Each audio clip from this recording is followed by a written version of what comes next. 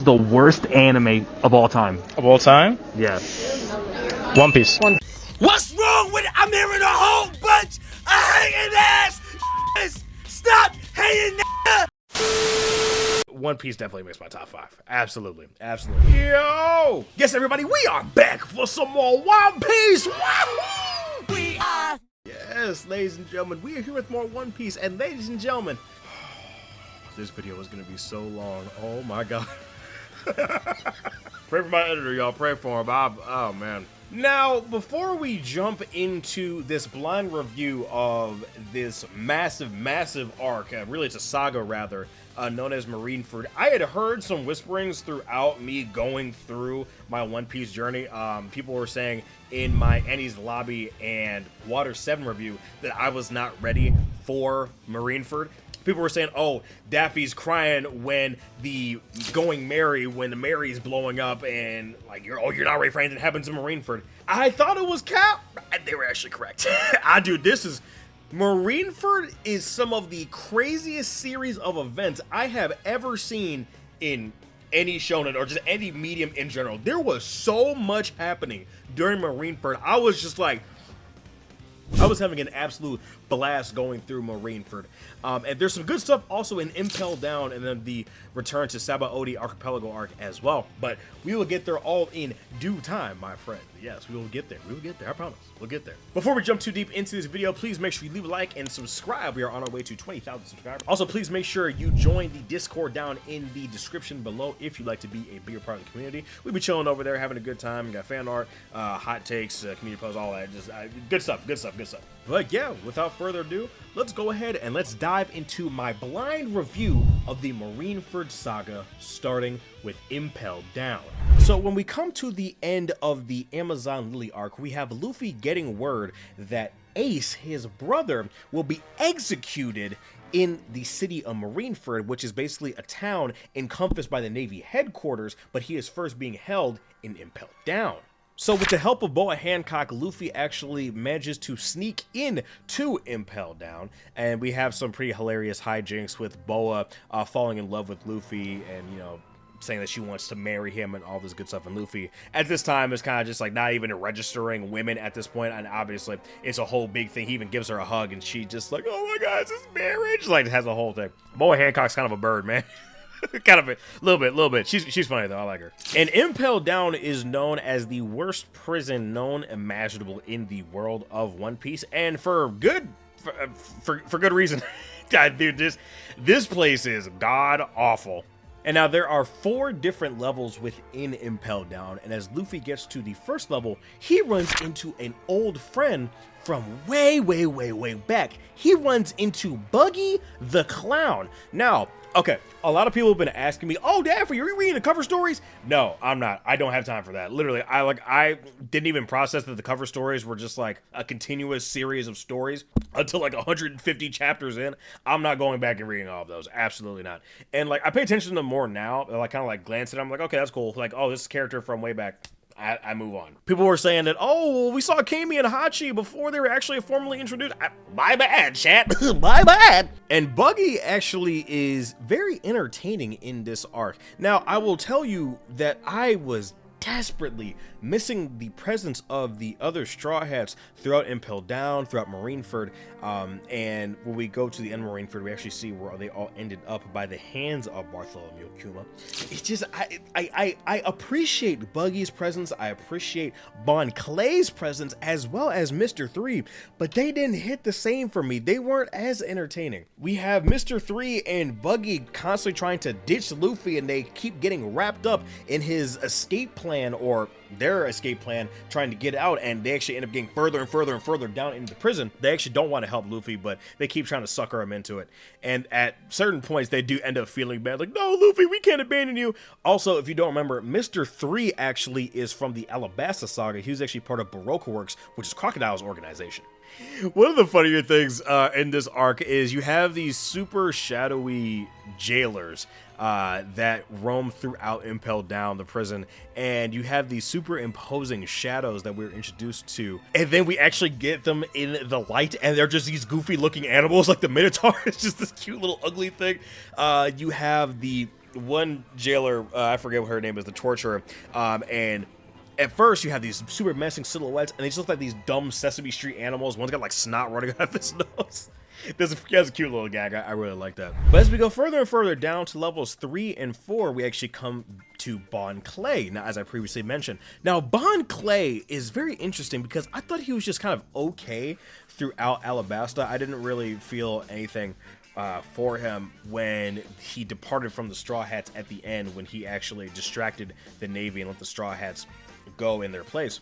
But Oda does something very interesting with this arc. He actually makes me care about Bon Clay and everything that he's doing. He actually makes me feel emotional, which is weird because I'm like, dude, this gag character that like was having this goofy little fight with Sanji, he's got swans on his feet and everything like that. Dude, I didn't think I would actually like want to pour one off for Bon Clay, but we'll get there, chat. We'll get there. So as we go to levels 3 and 4, we have these levels of starvation, blazing heat, torture, all these different things. And then you have the warden of Impel Down, who is Magellan. Now, Magellan actually is a user of the, I believe it's the poison fruit or whatever.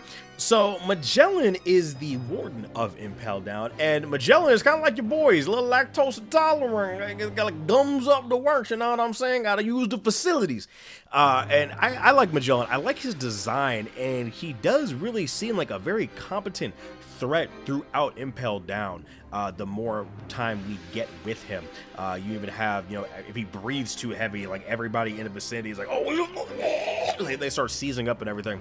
And before Luffy encounters Magellan for the first time, he is told by Bon Clay that there's actually a miracle worker in the Impel Down prison somewhere, but they're not exactly sure. They're talking about Ivankov or Emporio.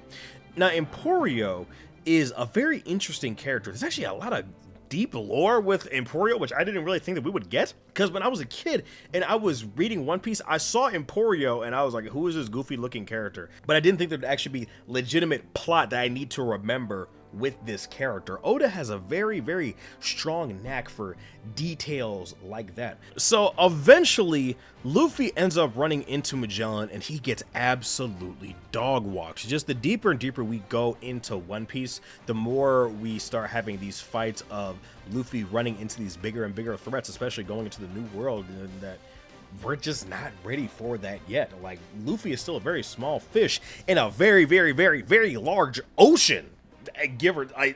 Luffy is a strong kid, no doubt, but there are people that have years and years and years of experience, and Luffy knows that he can't do everything on his own. He understands this. He tells Arlong this outright in the Arlong Park arc. He's like, I can't lie, I can't cook, I'm not good with swords, but I can do certain things. I can be their captain, right? And so Luffy is near death and basically dying at the hands of Magellan's poison, and Bon Clay actually fights tooth and nail to get him help and find Emporio. Now, this is interesting to me because Bon Clay actually going through all this, fighting off all of these guards, these jailers, he's fighting off these dogs, he even gets, I believe he gets bit on his head at some point. He's fighting so hard for the Straw Hats, and I think there is a commentary to be had, because obviously Emporio as well as Bon Clay, they're allegories for folks that participate in cross-dressing or trans folks, obviously with Ivankov having the ability to change genders interchangeably or just not identify with the gender at all. You know, saying that I feel like a woman now, I feel like a man now. I think part of the reason why Bon Clay got along with the Straw Hats so well is because there was a lack of judgment, right? Especially when you come to LGBTQ themes in media, a lot of times they're shunned or misunderstood by the main cast, right? Because they don't understand until they get educated. But with the Straw Hats, you didn't really get that. Like, yeah, they thought he was goofy and kind of weird, but they didn't judge him, you know what I mean? Like, they've seen way weirder stuff. Like, I would say Usopp and Chopper are way weirder than Bon Clay is, you know what I mean? So I think that's part of the reason, at least in my opinion, why Bon Clay kind of bonded with the Straw Hats so hard, because there was the lack of judgment, right? And I've made mentions of this before, but Luffy in the middle of Sabaody, he kind of does a little bit of a hockey introduction. We see it firsthand with Rayleigh, and actually actually, Luffy manages to scare off these wolves. Now, throughout the Marineford Saga, I knew from previous knowledge that Haki was kind of like the base power system of One Piece, but I didn't know the intricacies of what it did. I would see clips and things like that, but I just didn't know what was going on. But Luffy actually manages to scare off these dogs, and Bon Clay actually does end up finding Ivankov, and Ivankov is actually an old buddy of Dragon, Monkey D. Dragon. He was actually very, very close with him, and he didn't even know that Luffy was his son until Luffy just randomly said it, I believe, at the beginning of Marineford. Or no, it was at the end after he was cured of his poison. And Ivankov is like, dude, like, you cannot go around saying that. Like, do not tell people that. And he's like, oh, Ace is your brother. He's like, oh, fine, whatever. And then he was like, oh my God. He's like, wait a minute. Ace is your brother and you're Dragon's kid? Oh, like, dude, like, there are bad things that could happen to you. Do not tell anybody that. So I wonder what the exact reason for Dragon trying to mask Luffy's presence is. Now, obviously the number one concern would be safety, right? Concern for Luffy's safety, as well as concern for, Dragon, Luffy being, his biggest weakness. They could exploit that. But I just find it weird that Dragon at least has never made any attempts to call or anything like that. Again, it's a very similar situation to Dragon Ball with Bardock, right? I don't know if we'll ever get to see Luffy and Dragon interact. I'd be very curious. I mean, we do have Luffy's family. We have Garp, right? Which, I mean, Garp goes through it in Marineford. I felt terrible for Garp. Oh my goodness. But eventually, Ivankov tries to cure Luffy of the poison racking his body, and it actually ends up shaving 10 years of Luffy's life. Now, do I think Luffy cares? No. I think the only reason that Luffy would care is if he was like close to finding the One Piece, and like that was the only thing that was stopping him. Like that was that 10 years would be the only thing getting in his way. But I think that Luffy is headstrong enough to do it while he's young and able-bodied, and he's not even at his peak yet, right? So I don't think Luffy really cares either way. And then we have a massive prison break, and we are introduced to Jinbei. I love Jinbei's design, by the way. And we see my goat crocodile again. Yeah. Come on now. Come on, y'all.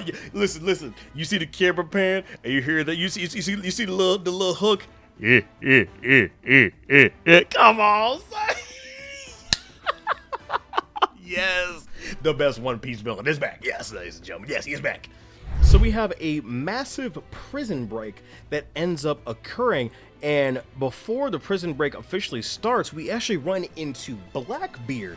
Now, Blackbeard is interesting because we initially encountered him in the Jaya arc, in the Mocktown arc, and we didn't really get an idea of what he wanted. We knew that he was kind of after Luffy for his bounty, but we didn't really know what his deal was. We didn't know exactly what he wanted, but he actually ends up running into Luffy, and Luffy kind of put some hands on him at first, but then Blackbeard just kind of is like, I'm not really worried about you. I'm actually here for something entirely different. He's actually not here for Ace. He's actually here for Shuryu, the previous warden of Impel Down. And initially, when this was going on, I was very confused. There's a lot of mystery with Blackbeard because we come to find out that he actually killed his own crew member when he was a part of Whitebeard's crew. But I don't know why. I definitely feel like there's something there's a big piece that we're missing, because it just doesn't make sense. He was one of Whitebeard's closest guys. Why would he just randomly do this? It doesn't make sense. But then we have a prison break with Ivankov, Inazuma, as well as others. And Luffy actually eventually overpowers Magellan and actually manages to escape.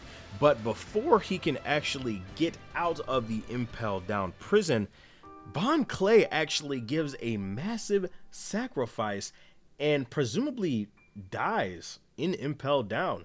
I did a little bit of research, kind of spoiling myself, but Bon Clay doesn't show up in the story ever again. It's up to your own interpretation of what happens, but Bon Clay actually lays down his life for Luffy, and Bon Clay was the MVP of Impel Down, man. Throughout Luffy's recovery, this super painful process that he was going through, he shared in Luffy's pain. He was screaming out to him till his voice gave out, "Straw Hat, you can do it, Straw Hat!" Just like for hours and hours and hours, "You can do it, Straw Hat!"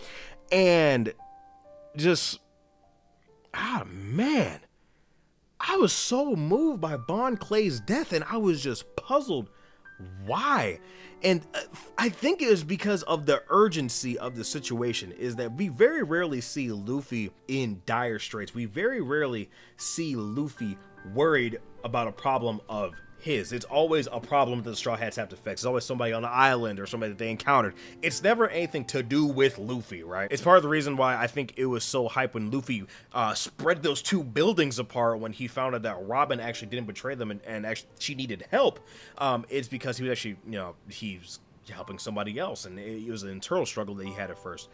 So I think part of the reason that it just affected me a lot when Bon Clay sacrificed himself is that he did this for Luffy, and Luffy knows that he can never repay him back. So the only thing he can do is say thank you.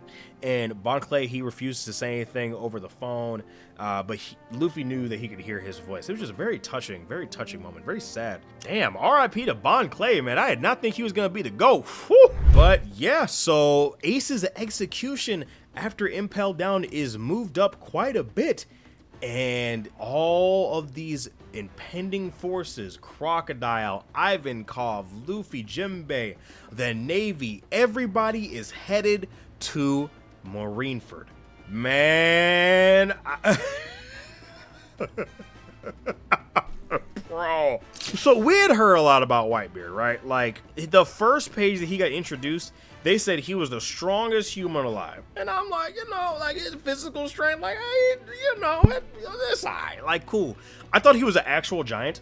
I had no idea how big he was. I texted my editor as well. I'm like, is he like a giant? Like, is he like a half breed, or like, is he just that big?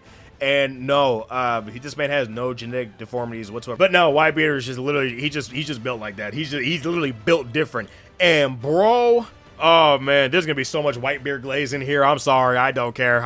You'll enjoy it. I don't care. So Whitebeard's fleet arrives, and then we have Whitebeard pulling up on Marineford headquarters, and we have the reveal that Whitebeard has the tremor fruit, which he can just cause earthquakes or tremors on anything. Now, when I saw this, I'm like, did he just grab the fucking air? Because at some point, he just, like, grabs the air and cracks it. And I'm like, hold on, stop the video, bro. Stop the video. Listen, I'm putting this in post. Do you realize how insane it is for this nigga Blackbeard? One of his first instances on the battlefield is to grab a giant's face and just fucking just crack that shit open.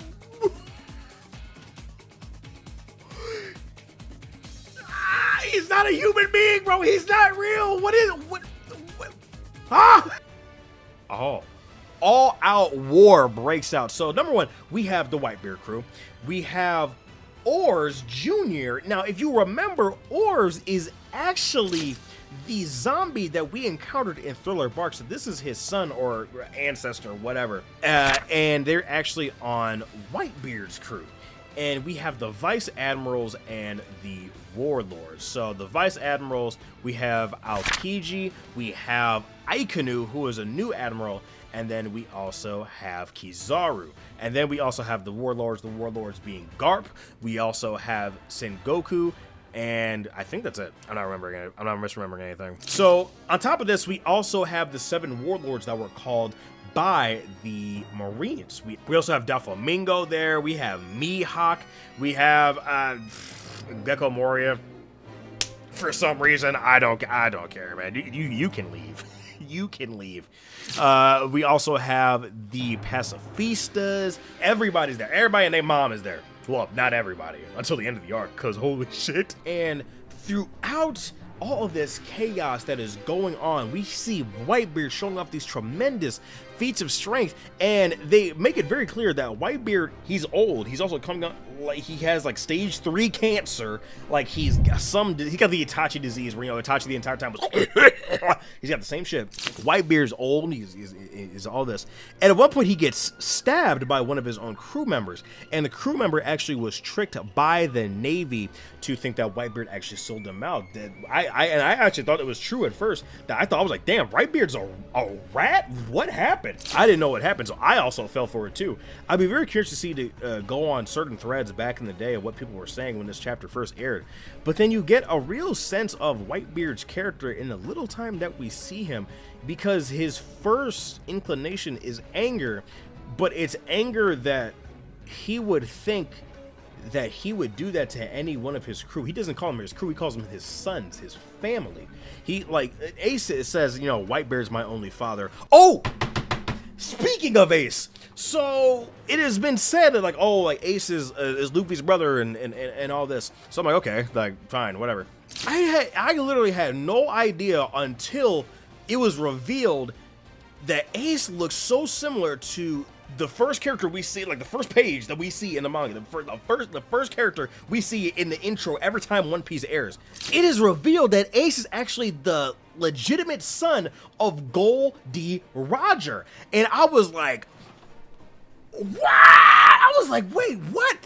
And I had said previously, I was like, no, like, dude, I hope that, because you have the Will of D, right? And I'm like, oh, dude, I really hope that Luffy isn't the son of Gol D. Roger, this person. I don't want it to be a fourth Hokage and Minato situation. So actually, if you look at it, on paper, Ace is the protagonist of One Piece. Supposedly, in a traditional sense, he would be the protagonist of One Piece. He has these really cool fire powers, which everybody thinks is cool. He's got a great design. He's the son of this great revered figure in history, but it's not. It's Luffy. I think it's very cool how Luffy is actually the son of this revolutionary that wants to change the world from the shadows and not be acknowledged publicly, as opposed to this great historical figure that everybody knows, right?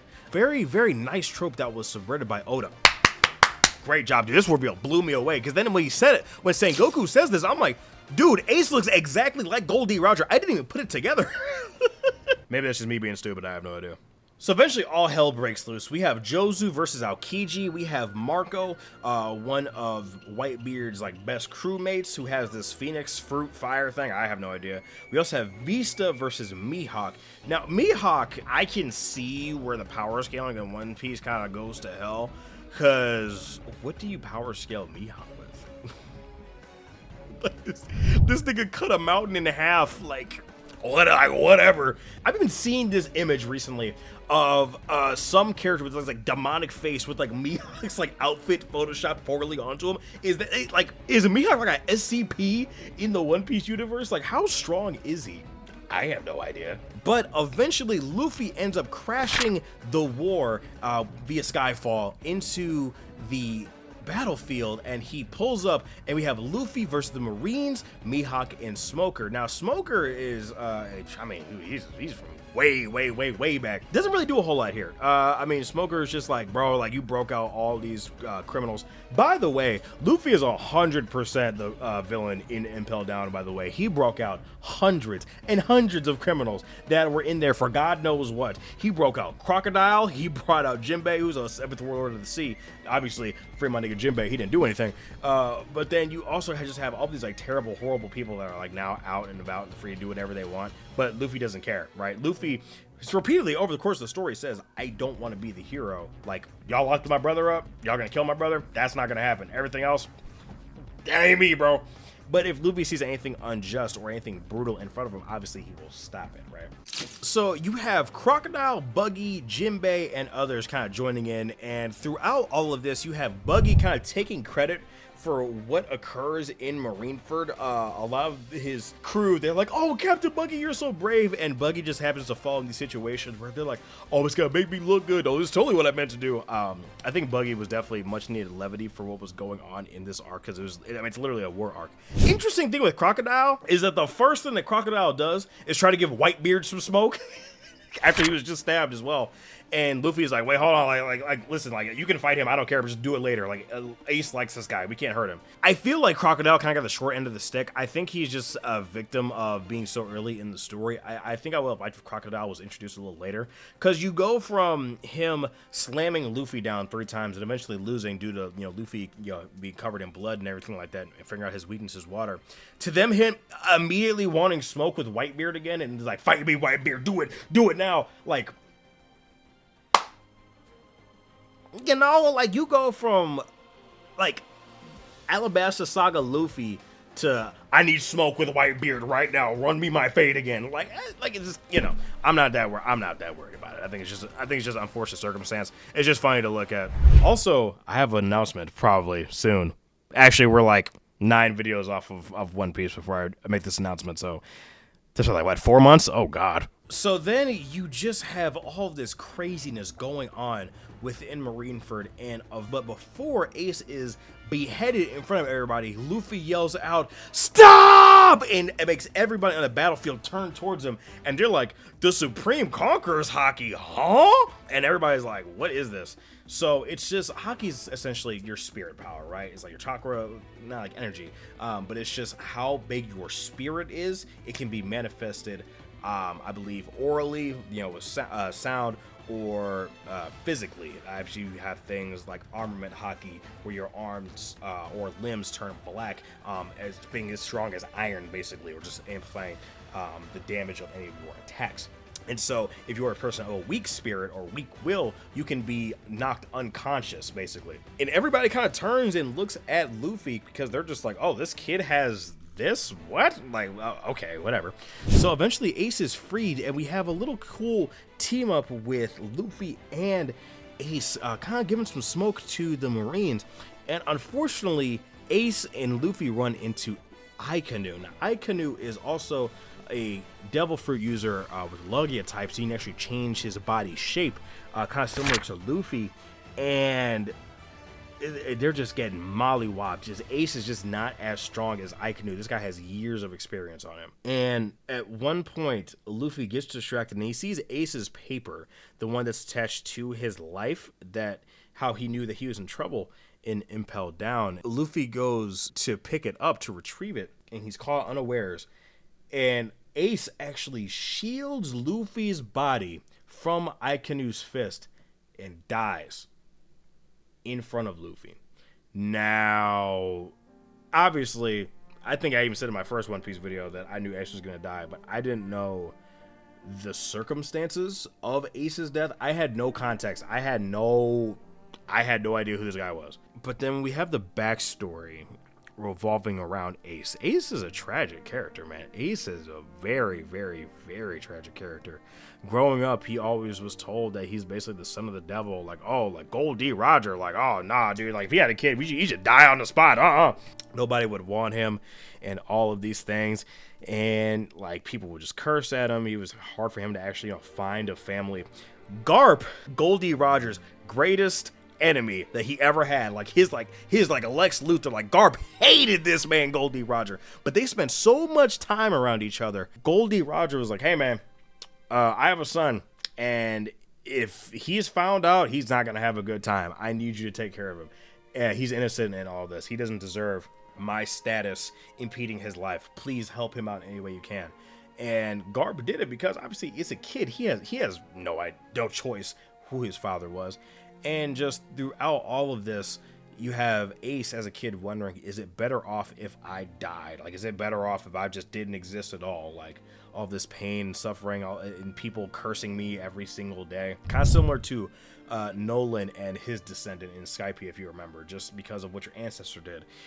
People automatically have the worst assumptions about you, right? And Ace would get violent, he would fight back with people and things like that, but then he runs into Luffy, and he had to kind of step into that big brother role. And as we see in the flashbacks at the end of Marineford, I do think that the flashbacks at the end of Marineford did go on a little longer than they needed to, especially for what they were trying to provide for us, the viewer. Seeing Ace brought to tears and telling Luffy, thank you for loving me.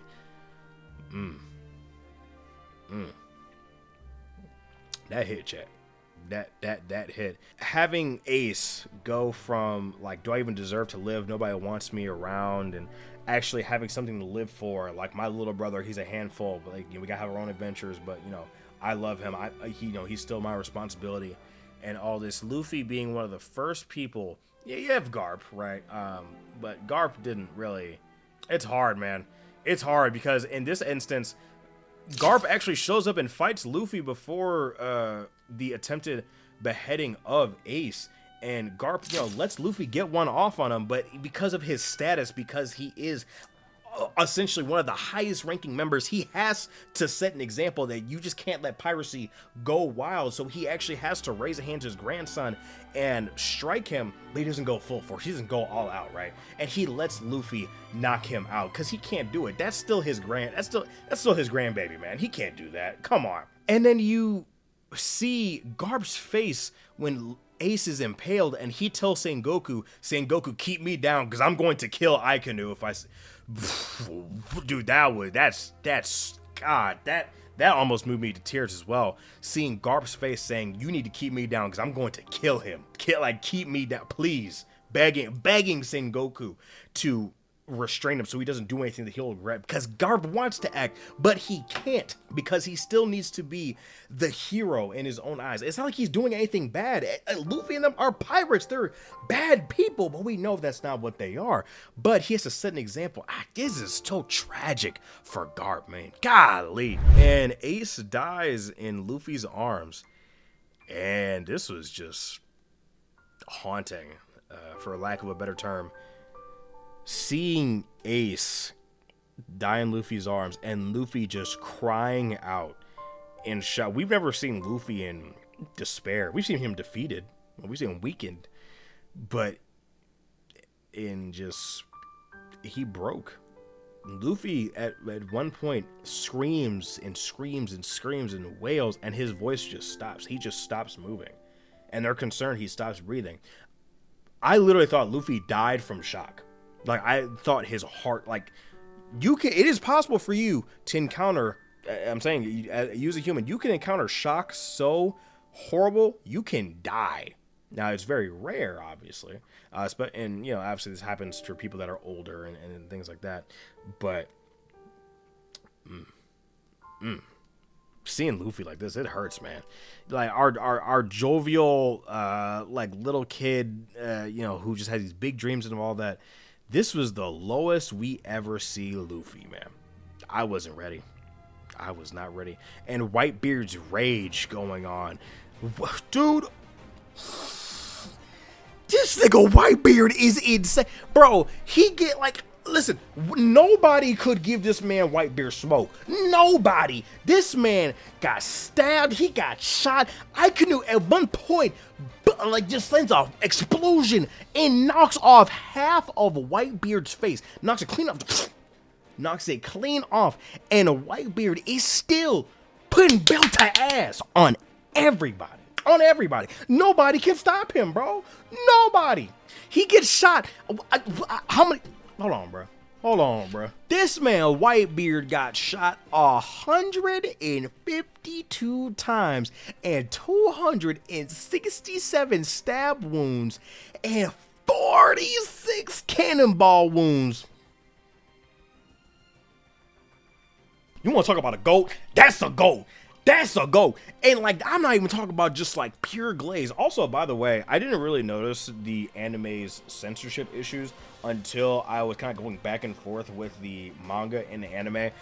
In Whitebeard's face in the anime, it's not blown off, it's just his mustache, which I thought was kind of weird, but I mean, I get it, it's just the time slot, not really in their control.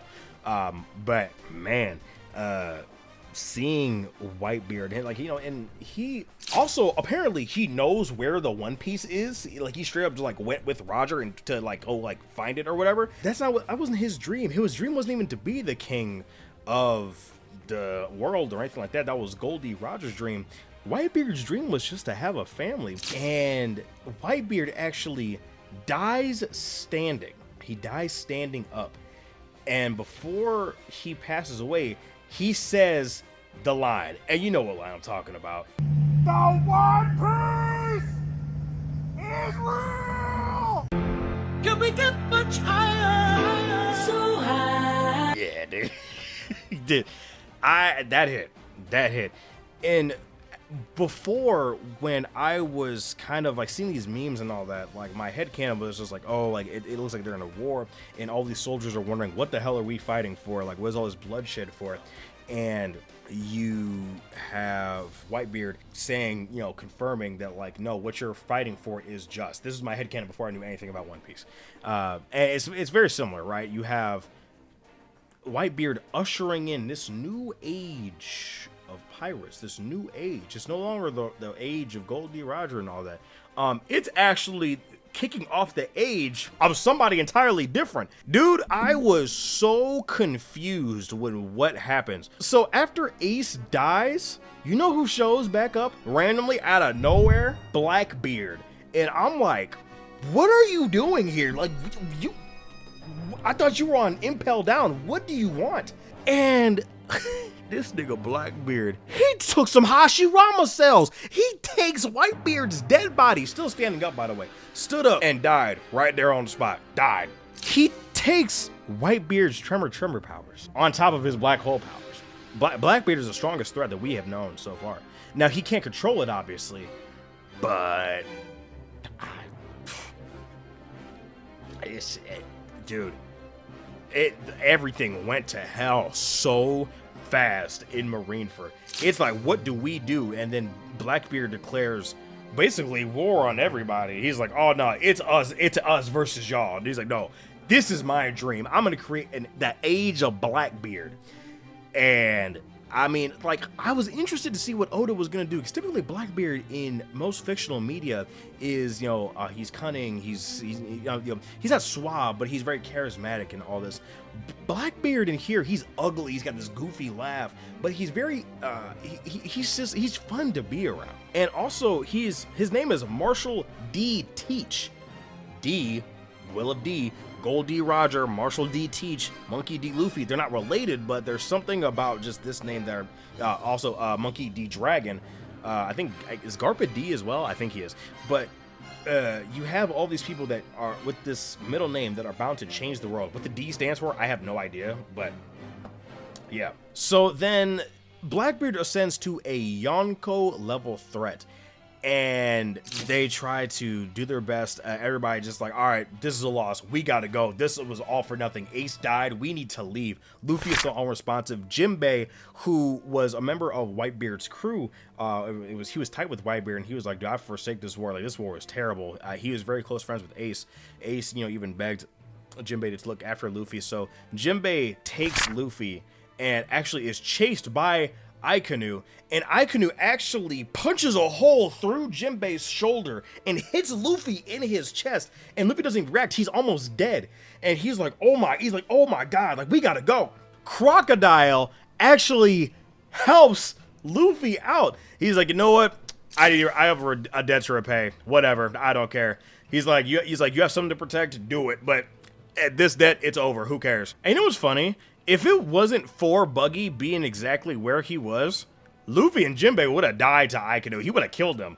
So Buggy kind of like stumbling around and taking all this credit for everything that was going on, and trying, you know, not like get too deep into the battle. It actually worked to their benefit, because he wasn't in that exact place at that exact time. Jinbei and Luffy would have died. That is crazy to me. That's kind of like the biggest payoff, in my personal opinion, for Buggy throughout this entire thing. And as Luffy, Jinbei, and everybody else retreats, we have still some leftover Whitebeard pirates as well as the Marines.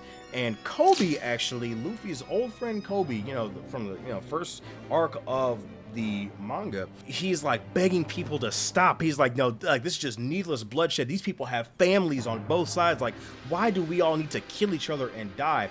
And before he can get struck down, you know who pops in to save Kobe from Akainu? Shanks, bro. What? Nigga, what? Bro, I was geeking. I said, Shanks. What? Shanks? I said, what you doing here? I said, bro, why is everybody at Marineford? And Shanks with aura alone, not even no hockey. He says, all right, hey, Wrap this up. Everybody go home. He's like, you want to fight? You can fight. You can fight me and my crew. Everybody else, go home. Real nigga, bro. Real nigga Shanks, bro. What the, bro? All the admirals. They saw Shanks. They said, oh nah, I'm good on this, man. I'm good. I don't know. I might have to participate in some Shanks agenda, folk. I might have to glaze him. Yo, dude. What the hell? Dude, I literally, it did not even process to me that Shanks or somebody else would show up. I thought Kobe was dead there. I was like, oh, R.I.P. Kobe. Nah, bruh. Nah.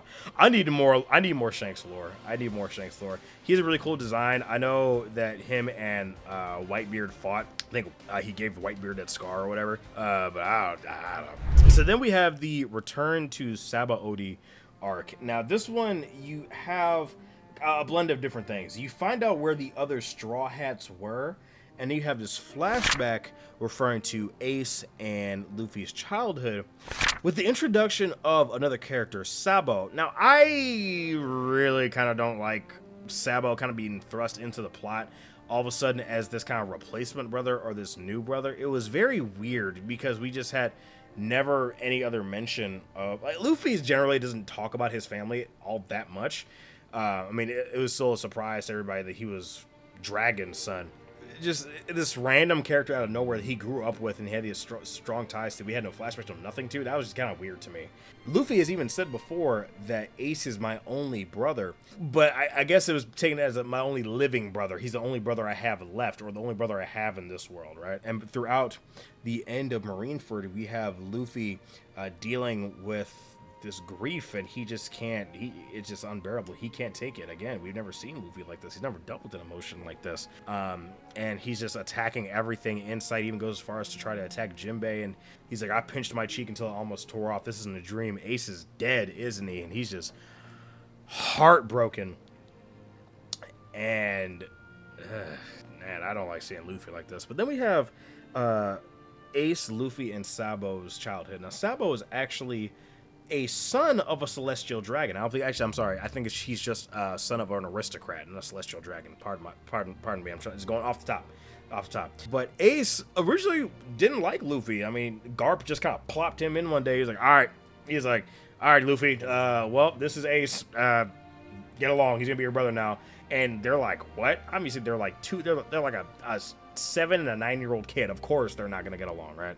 You just have their adventures and how close they grew up. And just over time, no matter how much Ace would push Luffy away, Luffy would come back and he would say, if I don't have you, I have nothing else. He's like, I have my grandpa, but that's it. Luffy isn't really necessarily close with Garp like that, really. I mean, Garp wanted him to be a Navy man. He wanted him to be a Marine. He didn't want him to be a pirate. That's not the lifestyle that he wanted for Luffy. So yeah, Luffy wasn't close to him, really. They share an appearance, they share blood, but they weren't really that close. Ace is the closest thing that he has to family. They are family. They are brothers, right? And you know, Ace even gets a hint of this when Luffy's getting beat up by this one bandit who's brutalizing a child. But he ends up brutalizing a child, and Luffy refuses to snitch on them. And Ace eventually asks him, he's just like, she's like, do you think it would be better off if I died? And Luffy's like, of course not. Answers Ace's question. Then everything kind of turns around. And you have Sabo, who, you know, I don't know, he's just kind of a bit typical for me. He's just kind of okay. He's like, he's obviously a rich kid, but he's got a conscience. He doesn't want to be the rich kid. He wants to go out. He wants to have his adventures. He wants to do things. He wants to live life. He doesn't want to be stifled in a room and being educated all day. That's not his style. He likes Ace. He likes Luffy. Those are his brothers too. So he likes being down with them. And eventually we find out that Sabo actually passed away. He actually died. There was an accident with a ship that blew up. I forget the exact nature of it, but yeah, the higher-ups actually wanted to clear out this entire city of trash, and they burned everything to the ground, including the people. And Sabo tried to warn them, but they just went ahead and they did it, and eventually Sabo ends up dying prematurely. which is fairly sad. But eventually we see Luffy and Ace both grow up, and they promise to have their own adventures, and then meet back in however many years, 2 years, I believe. Throughout Luffy, remembering all of this, Jinbei asks him, he's like, you need to think about the things that you still have. Like, obviously this is a tremendous loss, but what do you have? What do you have? What treasures do you have?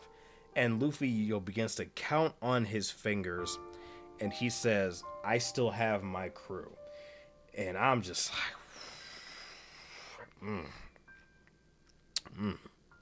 That hit too. That hit too. Again, just seeing the Straw Hats missing in action and them not being there for Luffy in this time of grief, man. I mean, like, how would Sanji and Zoro have consoled him? How would Luffy, Robin, and Frank? How would all his family, his family, have comforted him through this time? He had to do it all alone. Obviously, he had Jinbei, he had the Amazons there, but it wasn't the same. That's what really bothered me about the Straw Hats not being there. But it was on purpose. I understand. I like the decision by Oda. And then we actually end up seeing where the other respective Straw Hats were sent to.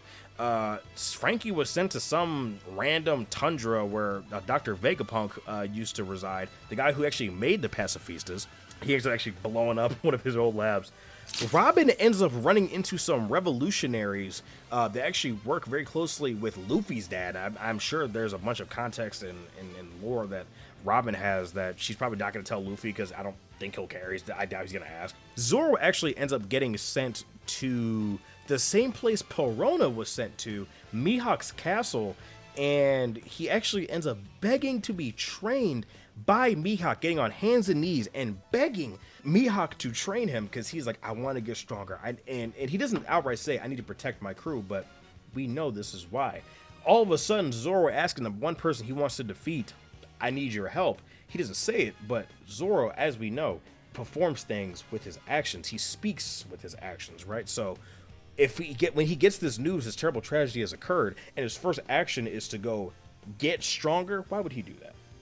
Not for his own personal benefit, but to help Luffy, to protect him, right? I mean, Sanji is sent off to the land of the Newcomers or whatever. I forget what the name is. But it's the same land where Emporio and his gang, where they all run with the cross-dressing women. And it's funny because Sanji obviously, loves women, but they're men in women's clothes, and he's having a whole thing about that. By the way, after this point, Sanji is completely unbearable, and I hate almost every single panel with him in Fishman Island. I'm coming up to the end of Fishman Island arc now, and Frankie was like my least favorite Straw Hat, not because he wasn't funny, because just like I like everybody else a little bit more. Sanji's my least favorite Straw Hat right now. Sanji sucks in Fishman Island. He's just. Nami ends up getting transported to these weather wizards who are on another sky island similar to Skypiea, and Usopp is sent off to this jungle with the goat Heracles the beetle. Dude, Heracles is so funny. I don't know, there's something about how goofy that entire island is and how funny Heracles is and how just willing to help Usopp he is. I hope we get some lore on Heracles. I think it'd be pretty funny if he was just like some like big shot in the new world that just like no one knew about, or he just like was a recluse or something like that. Also, is Heracles an actual beetle or is that just his armor? I think he's actually a beetle, right? Let me know down in the comments below. Chopper is sent off to some like rainforest thing. I don't know. I don't really remember. But basically, all of the Straw Hats promise to get stronger after Luffy gives them a message to not meet in 3 days like at the end of Sabaody Archipelago arc, but to actually meet in 2 years, and they all vow to get stronger. Luffy actually rings a bell 16 times and actually takes a picture in front of the battlefield. He actually sneaks there and they capture a picture of him, and that's actually tattooed on him. It's not 3D, it's X'd out, it's 2Y, and they're like, what does that mean? And the Straw Hats eventually figure out it doesn't mean 3 days, it means 2 years. And then we have the time skip. We have all the Straw Hats engaging in their various trainings on how to get better and improve themselves, and Rayleigh actually ends up training Luffy and teaching him about hockey and all these different things. And we come to the time skip. I didn't think the time skip was gonna be this soon, but then I realized I'm like 500 chapters into One Piece, and I'm like, dog, I'm over halfway done with One Piece. That's crazy to think. Dude, I started One Piece in October. And I took a break between Alabasta and Skypiea, but it did not feel like that at all. But then we go to the Return to Sabaody Archipelago arc, and we have the Straw Hats revealing their new designs. I hate what they did with Chopper's design, by the way. Dude, where's all his baby fat? Chopper used to be cute and kind of tubby. Like, they made him a marketable plushie. I don't know. I like his design. It's just weird. Obviously Zoro's design. He's so cool. What happened to his eye? I have no idea. I like his hair being a little longer. His face looked kind of wider as well. Sanji got a little bit of stubble, and I guess his hair is different, like swooshed differently, but that's it. He looks virtually the same. Usopp got a bit more muscular actually with his training with Heracles, which is cool. As well as he's got his hat, he's got bigger hair. Robin got her skin bleached. Dude, I was so confused. Dude, like when I saw the anime and I saw Robin's skin, I'm like, who is this white woman on my screen? I was so confused. Frankie looks more, I mean, he's bigger, but he's not like super different. Brooke ends up actually becoming a rock star and giving some like cool new digs and all that. I like what happened to Brooke. But yeah, we have this little mini arc where you have this like kind of like power vacuum where like, oh, like I'm the real Straw Hat. You're like the fake Straw Hats that Chopper for some reason falls victim for, which is that was really weird to me. I'm like, Chopper is usually pretty smart about these kind of things. Why did he just randomly fall for these imposter Straw Hats all of a sudden? That was weird to me. But then you have all the Straw Hats making their appearances again. They're glad to see each other. They don't talk as much as I thought they would. I don't know. I think it's kind of a L on Oda's part. I feel like they would have wanted to talk about like their respective adventures and things like that. But yeah, eventually Luffy ends up getting to the Sabaody archipelago. He ends up getting smuggled there by Boa once again after being trained with Rayleigh for 2 years. And his control over Haki, I mean, he's just a beast at this point. Luffy is an absolute monster, as pretty much well as the entire crew of the Straw Hats. They're all just nutty at this point. I mean, Zoro cuts a ship in half, and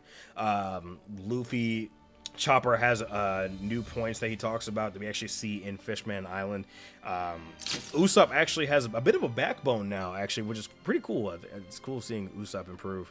Just various improvements for the Straw Hat crew.